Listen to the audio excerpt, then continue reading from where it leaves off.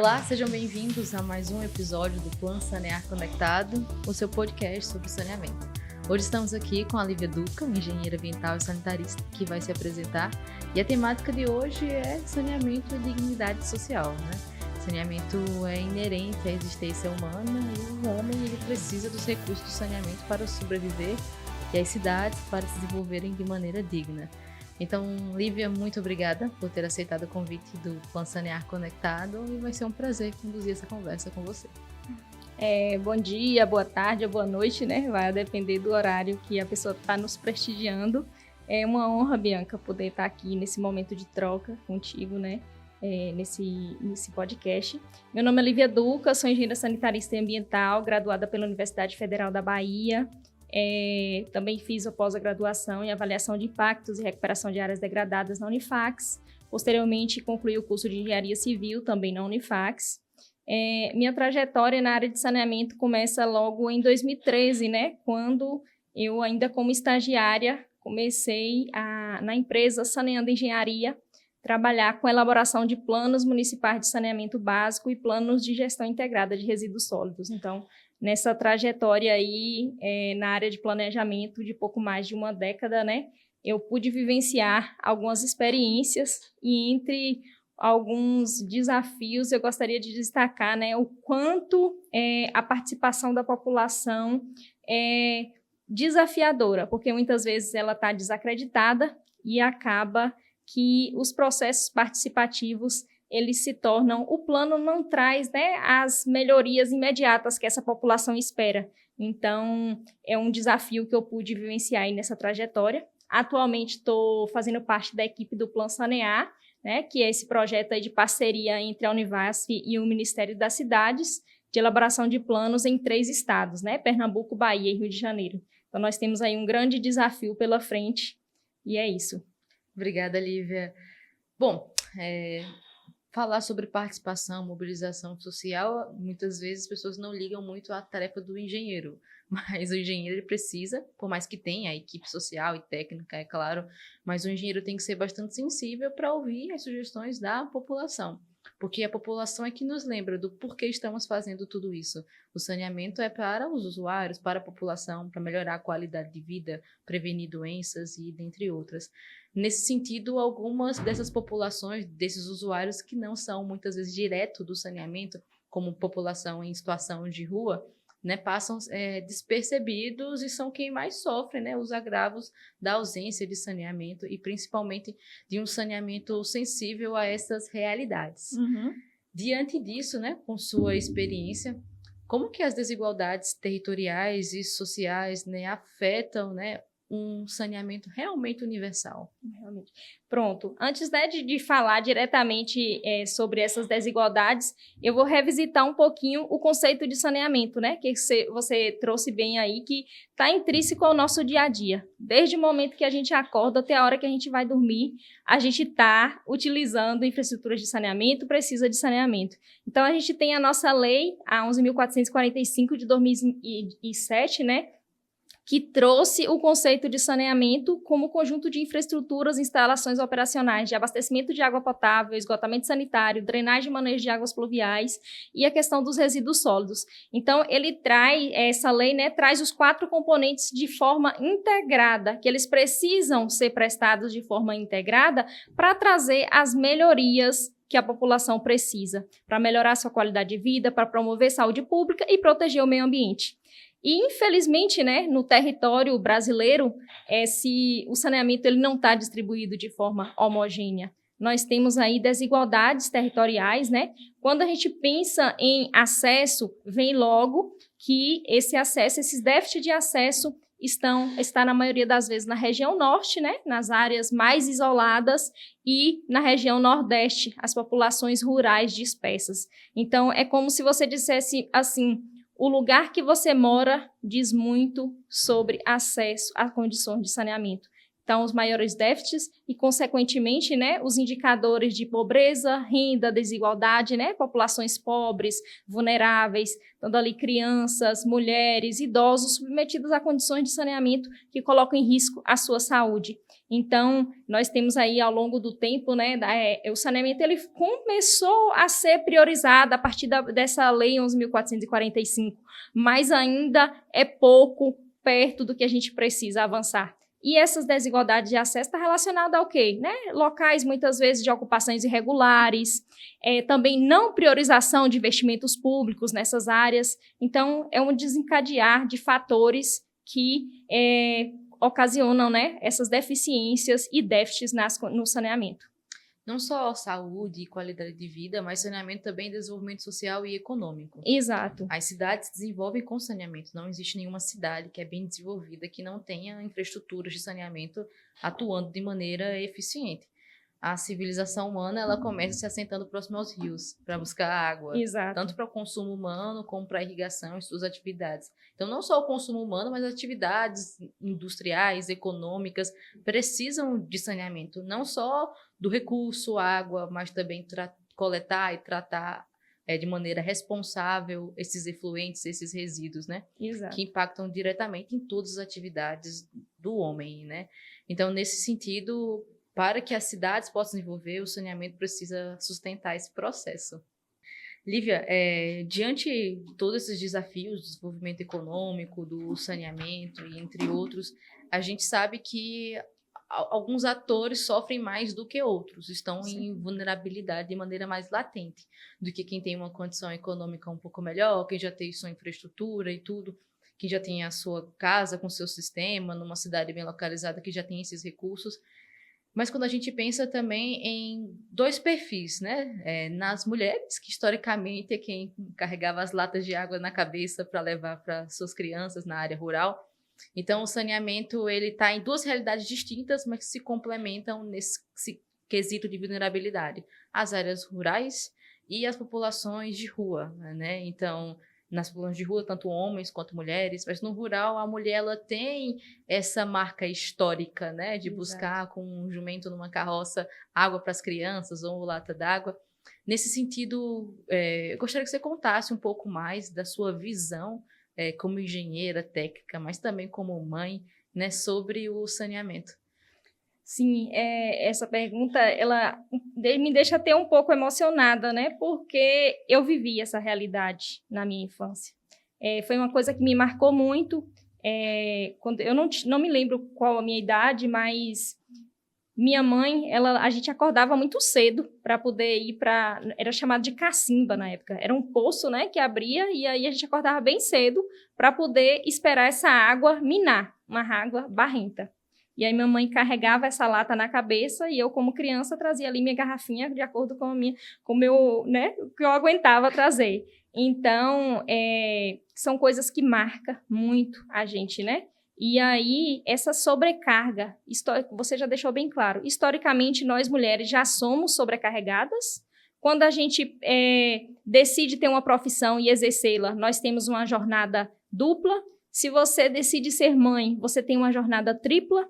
E aí você acrescenta a isso, você chegar na sua casa, não abrir a torneira e não ter água. Ou nem ter a instalação de uma torneira, não ter um banheiro.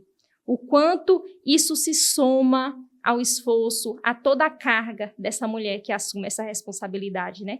Você não ter água de qualidade para poder dar um banho no seu filho, para lavar um prato, para tomar um banho. Você não ter um banheiro na sua casa para ir lá fazer suas necessidades e destinar de forma adequada. Então, é uma sobrecarga que recai sobre as mulheres e coloca em risco a sua saúde física, a sua saúde mental, impossibilita essas mulheres de esse tempo que ela está reservando para ir pegar uma água ali longe, muitas vezes percorrendo longas distâncias, né? Quando a gente percorria longas distâncias, chega cansada e ainda você não vai ter tempo para poder estudar, para se capacitar, para poder pensar em ter uma profissão, né? Em ter sua renda, ter sua independência financeira. Então, a gente para refletir o quanto o saneamento ele alimenta um ciclo. Se você não tem condição de ter uma independência financeira, muitas vezes essas mulheres elas são submetidas à violência doméstica dentro de casa e não tem como se libertar desse ciclo porque elas são financeiramente dependentes de maridos. Se você não tem um banheiro próximo da sua casa ou dentro da sua casa, imagine a vulnerabilidade disso. Você vai ter que fazer suas necessidades onde?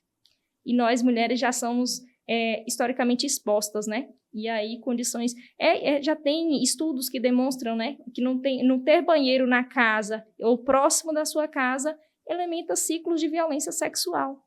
Então, você perceba o quanto o saneamento está entrelaçado com tantas outras políticas públicas. Sim, perfeito, perfeito, Olivia. Nesse sentido, a gente enxerga realmente como que a atuação multidisciplinar do saneamento ela é bastante relevante. Economistas, engenheiros, assistentes sociais, mães, então todos eles estão entrelaçados e são atores fundamentais para a verdadeira universalização do saneamento. Exato. E no âmbito de políticas públicas não podemos fazer isso e não iremos conseguir sem ouvir esses atores. Exato. Então é daí onde a gente percebe a importância de um diagnóstico técnico mais participativo, para de fato ouvir as necessidades, saber aonde estão essas necessidades, entender a realidade, para que a gente possa propor uma solução que seja viável, que não seja uma coisa laborosa, que a gente sabe que não vai ser prático. Exato. Que é uma solução muito utópica, mas que seja real e assertiva, né? Exato. E a questão da higiene, que é muito relevante, né? Que você pontuou, principalmente adolescentes, mulheres que estão chegando aí na puberdade. Então, imagine essas crianças sem banheiro. E muitas delas não querem ir à escola nesse momento, se a escola não oferece o mínimo, né, de instalações, de infraestruturas para atender suas necessidades. E são diversos fatores que estão intrínsecos à sobrevivência humana. É a água de qualidade, a prevenção de doença com o esgotamento sanitário coletado, né, e tratado, são os resíduos sólidos, né. Para os gestores municipais, resíduos é fundamental. E talvez seja o que mais tem investimento, que mais se olha, porque ninguém vai para uma cidade suja. Exato. Ou com lixo no meio da rua. É o que fica mais evidente, né? Sim. E, na verdade, todo mundo quer investir em coisas que possam ser vistas. E saneamento muitas vezes não é vista, está debaixo, né, do chão, são as tubulações, mas é um setor que precisa, de fato, ser considerado como, e já é, né? Quando o Ministério das Cidades, ele fomenta políticas e projetos como o Plano Sanear, quando as ODS, né, colocam um eixo de água potável como, né, uma prioridade para os governos, mas a gente não pode deixar de esquecer de fazer a nossa parte nisso. Diante disso, Lívia, né, como que podemos trazer esse olhar do gênero, né, de forma mais efetiva no planejamento de saneamento, né, como articular e garantir que essas necessidades sejam mais sensíveis? A gente estava em reunião com a Unicef, o Rodrigo, oficial de águas, e ele comentou que muitas vezes sente falta de um olhar de saneamento sensível às escolas, principalmente quando pensamos em escolas descentralizadas na área rural. Né? Como que essas escolas estão funcionando? Né? Porque essas escolas irão atingir diretamente crianças. Muitas vezes a primeira refeição de uma criança vai ser a merenda escolar.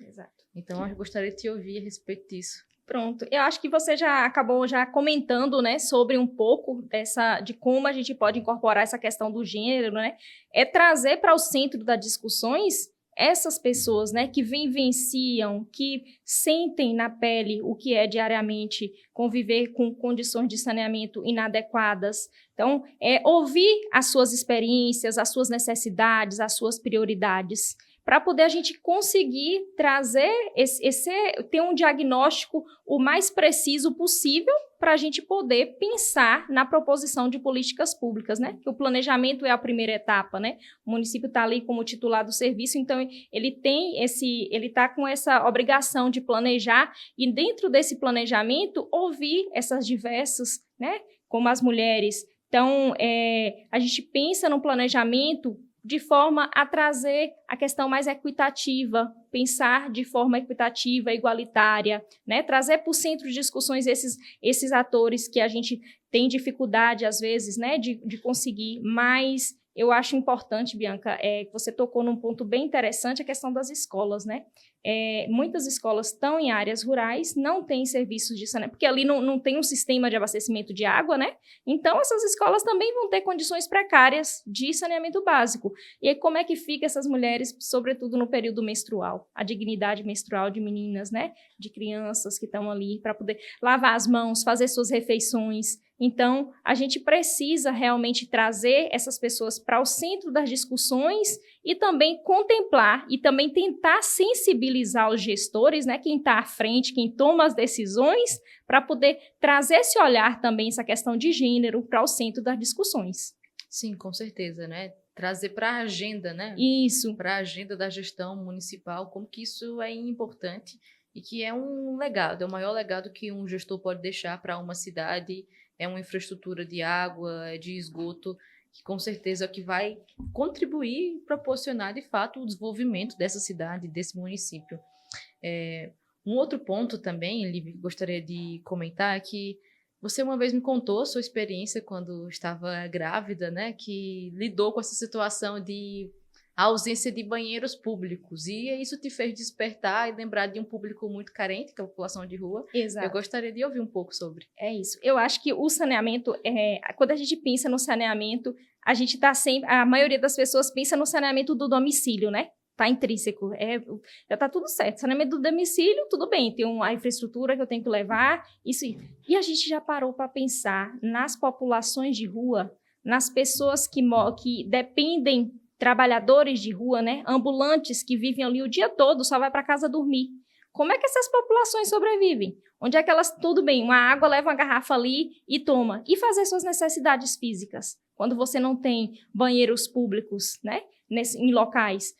Por exemplo, eu estava gestante na época, né? A gestante sente vontade de fazer xixi várias vezes, andando na orla, não encontrava um banheiro. Então, essa necessidade de trazer o saneamento para além do domicílio para as discussões. E aí, a população de rua é um grande desafio. Ela se torna um grande desafio, porque muitas vezes ela está pulverizada na cidade, né? Um dia ela está aqui, outro dia ela está ali. Às vezes tem alguns que têm seus pontos fixos, outras não. E aí, quais são os nossos desafios?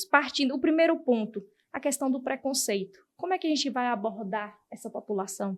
O que a gente vai dizer? Eu acho que o maior desafio é a questão do preconceito que está dentro de nós profissionais, né? Muitas vezes, nem todo mundo quer trabalhar com esse tipo de população. E tem também a questão da integração entre as políticas públicas. Não tem como um prestador de serviço falar assim, eu vou assumir isso aqui. Não. Eu preciso da integração de política de assistência social, saúde e principalmente segurança pública, né? Preciso estar com esses pilares aí, precisam estar fortalecidos para a gente pensar em políticas públicas de forma integrada para conseguir envolver essa população. E qual é a forma de fazer saneamento, superar desses desafios, partindo para a etapa prática? Quais seriam as soluções viáveis para poder tentar dar dignidade a essas pessoas? Fornecer banheiros públicos, talvez móveis, né? Que eles possam tomar, por exemplo, no final do dia, tomar um banho, sejam banheiros públicos fixos em pontos que você sabe que tem grande concentração de moradores de rua, pensar nas questões que têm dificuldade de mobilidade, que tem moradores de rua, né, que tem problemas de mobilidade, né, são deficientes, então a gente tem que pensar formas de contemplar essas pessoas, trazer esse olhar para dentro das discussões do saneamento. Perfeito, e muito desses atores, né, de população de rua são catadores, né? Eles atuam diretamente com resíduos sólidos, muitas vezes expostos a resíduos perigosos, cortantes, né? E quem faz muito desse trabalho, né, nas ruas brasileiras de coleta e separação de resíduos, né, são essa população, né, que vai tentar conseguir algum dinheiro com separação de resíduos recicláveis, dentre outros. E a gente muitas vezes, né, esquece de trazer essa população para o nosso prognóstico, para o nosso diagnóstico. Exato. E também todo esse trabalho, né, com os garis, com a população de catadores. Muitas vezes são essas pessoas em condição de rua que a gente consegue, né, fazer uma reestruturação social através eles já estão atuando como catadores, então eu acho que vale a pena incentivar mais associação de catadores no município, que não tenham só olhar técnico, mas também social, de reinserir essa população na comunidade, dando uma renda econômica mais regular, com melhores condições, porque muitas das vezes quem vai operar os aterros sanitários ou controlados ou lixões são essa mesma população. Exato. Né? E eles devem estar inseridos como uma oportunidade de dar trabalho, né, e melhores situações econômicas. Com certeza. Lívia, Para encerrar, eu gostaria que você nos deixasse uma mensagem, né, sobre os direitos ao saneamento e como você enxerga, né, a importância de ter esse olhar mais sensível a essas populações que muitas das vezes são esquecidas. Então, eu gostaria que você pudesse deixar um recado para a gente aqui do podcast Plano Sanear Conectado e os nossos ouvintes. Certo. Eu queria, né, agradecer também por essa troca tão importante, tão valiosa, e deixar registrado, né, que recentemente foi aprovada a PEC número 2 de 2016. Então, essa PEC, ela inclui o saneamento básico como direito humano fundamental na nossa Constituição. Então, essa discussão já havia sido trazida lá na ONU, né, nas Nações Unidas, em 2010. Aí a gente tem essa PEC de 2016, que foi aprovada agora, recentemente. Então, a gente vê como o processo é lento e dizer que essa PEC é importante, porque a partir do momento que você traz um saneamento o saneamento como um direito humano fundamental, ele começa a ter um novo olhar, uma nova lente, né, sobre o direito humano, para poder tentar, né, priorizar cada vez mais investimentos, né, ter um olhar mais específico para essas populações mais vulneráveis. Então, eu acho que a gente, aos pouquinhos, está conseguindo avançar, sei que a passos lentos, mas já é alguma coisa. Então, é isso, gostaria de agradecer e obrigada. Obrigada, Lívia. Acho que é importante deixar que o saneamento tem pressa. Mas as pessoas, elas têm pressa, né? Estamos falando de qualidade da vida das pessoas. Então, muito obrigada por esse recado. E diante disso, eu aproveito para convidar a todos para o segundo Saneia Brasil, nosso Congresso Internacional de Saneamento Rural, que vai discutir pautas como essa, financiamento sustentável, comunidades vulneráveis. E, de fato, é um evento que vai fomentar ações como essa, para que os gestores municipais, órgãos governamentais e empresas tragam esse olhar para quem tem pressa. Muito obrigada e até o próximo.